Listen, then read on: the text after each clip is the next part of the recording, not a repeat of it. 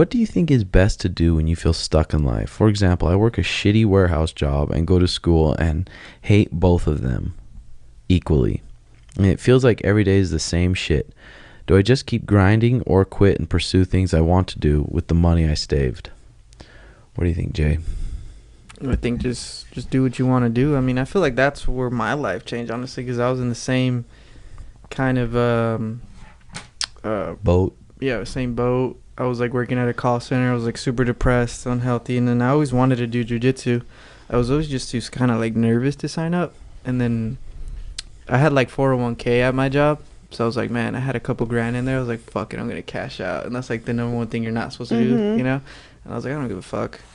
So I just like cashed out, and then I was living with a roommate at a time. I moved back in with my mom. And then, like crazy, I was just like driving back from like a grocery store around my mom's, and I seen like the jiu-jitsu like before I joined you guys. And I was like, man, this is meant to be. And I just like signed up, and I just trained jiu-jitsu for like a year straight. Like that's all I did. I didn't really go out. I just went to go train 2-3 days, and then come back home and just eat, relax, maybe sometimes go out like on the weekends. And if I did, I don't drink or anything, so you know, just go watch a movie or something. But I was just training nonstop, hard. And then, I don't know, everything just changed as soon as I made that decision. Because from that, you know, Drakkar hit me up, then I met you guys, and now I'm here just from, like, being, like, In it. making that choice of, like, I want to better myself. I'll worry about the money later on, like, you know what I mean? Yeah. I wasn't, like, stressing too Yeah, bad. you've always been good at living, like, minimally on not a lot of money, which is nice. Which, God, this is, like, reading that flow book I'm reading this morning. It just talks about, like, how to be happy and their definition of success. And he talks about just finding flow in your work and finding like flow in your relationships. And flow just means being in the present, not like, God, I fucking hate this, or thinking about the future. Like just being in the moment, but being able to do that with your work and with your relationships with your partner and with your friends and with those people. He's like, that's going to be your closest thing. And like I said, it's hard for me to like give advice to people because I don't know what your passion is. I'm lucky enough, and even you too, Mariah, you're super passionate about your horses and building that and doing that. And I think it's a big reason why we get along so well too, because I have my things I love, you have your things you love, and we don't rely on each other to make each other happy. Yeah, definitely. Yeah, like this book, it's not like the Power Now, like the kind of dense version almost. This is more like, it just highlights it, and it's pretty I feel like it's way easier to read than the actual Power Now.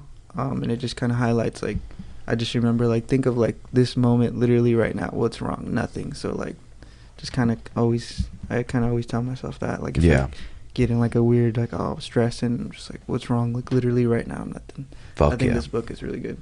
Fuck yeah, really good. And guys, reading those books at the right times in your life can really like help a lot. And just being king of perspective, having a good perspective, be like, fuck, shit could be worse, shit could be fucking worse, and always comparing that. I don't know where I got that from, but I think a lot of that kind of being a king of perspective, not king of perspective, but like putting things in perspective pretty well.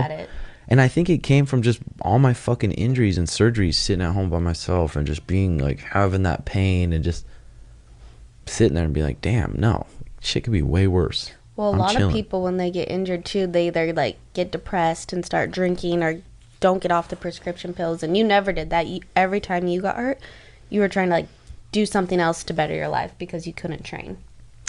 Yeah, and who knows where that fucking came from, you know? I guess it's just maybe in you. Because I think it's good, like, well, how we have like jiu-jitsu and stuff like that. But then I also think it's bad when people like, when I hear like, you know, even like those Daisy Fresh guys, oh, I don't know what I would do without jiu-jitsu. It's like, dude, like, you gotta have your body, you know, obviously you could do it till you're old, but the way they're training like hard as fuck every day. But I feel like you have to have a balance of like, dude, like your outside hobbies and stuff, whether that's, I don't know, like. Well, I think you have to remember, like, it's what you do, it's not who you are. Yeah, exactly. You know, like when I hear like, oh, I'll be dead without jiu-jitsu, or I'm like the obsession is good up to a certain point. At least I feel that, you know what I mean? Because it's like, even how they say how fighters, like, when they're done fighting, they like don't know what to do with their life, and I feel like that's why the older guys are still taking fights, whether it's for money or They literally don't Their have any ego, yeah. skills outside of fighting. Because that's Yeah. what they've done their entire life. Yeah. They don't know what Yeah. else to do. Yeah. That's how they define themselves. I think I learned from like Robert Follis too. He's like, there's just, you can literally train your mind like you can train all your muscles, like your legs and your body and your jiu-jitsu, and you can train your mind to have good, healthy thoughts through reading books. There's like fucking expert psychologists, mind mechanics that can teach you, but you just got to be willing to learn it, I guess. I think Robert like really changed your perspective of things and like just learning and stuff. Because before Yeah. that, you didn't have like you had your back injury, and during that time, you weren't trying to improve yourself, you know. But after you met Robert, that's when a lot of things changed. Yeah, I think so too. Robert Falls, coach, Team Quest, he was a coach of like Randy Couture when he won the title, coach of Chael Sonnen, coach of Chris Lieben. And I lived with him, and he was kind of like mentoring me for a while. And he was raised a Jehovah's Witness too, just like I was. And like, you really get fucking brainwashed Is it as a Robert Jehovah's Falls, or how do you spell it? Follis, Oh, Follis. You really get brainwashed as Jehovah's Witness, and he was raised one through high school. And he was the coach of Misha Tate when she won the championship against, I think it was Holly.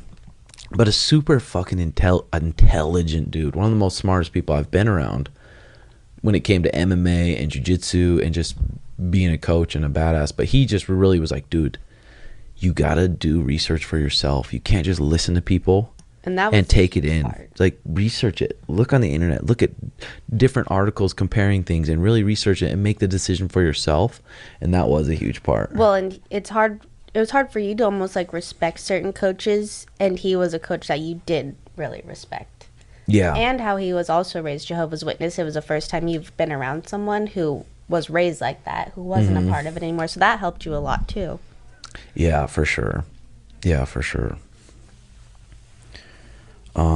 Do I just keep grinding or quit and pursue the things I want? Dude, if you find something you want, you can't just quit and be like, oh, I'm going to sit here and watch YouTube. And you got to kind of have a plan, I think. Yeah, well, it's like Paul Chek was saying, like that prostitute theory or whatever. Like, you're working this job that you hate, but on your spare time, you're working on what you actually want to be doing. So when the time comes, you can make that transition.